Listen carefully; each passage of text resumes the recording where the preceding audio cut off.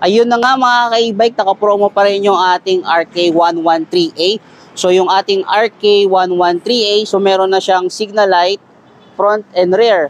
At the same time, meron na siyang mga puttings yan. No? Pwede kayong, pag umangkas kayo, may mga tapakan kayo. So kagandahan dyan, may extra pedal na rin siya. So naka-promo pa rin yung ating 113A mga ka-e-bike for only 13,000 sa 48 volts, 12 ampere. Kung gusto nyo mas matagal malobat, mas mahaba yung range ng biyahe nyo, pwede natin i-upgrade pa rin. Pwede kayong mamili. So ito yung 4812. So maliit lang siya talaga. So maliit siya. So applicable siya sa mga gantong unit na maliliit. Nga lang, huwag kayong mag-expect na matagal malobat. Ito medyo mabilis dahil maliit lang yung battery. So kung gusto niyo naman mas matagal, 48 volts 20 ampere tayo. So ito yung 48 volts 20 ampere. Ganito yung mga ginagamit sa mga 3 wheels na malalaki.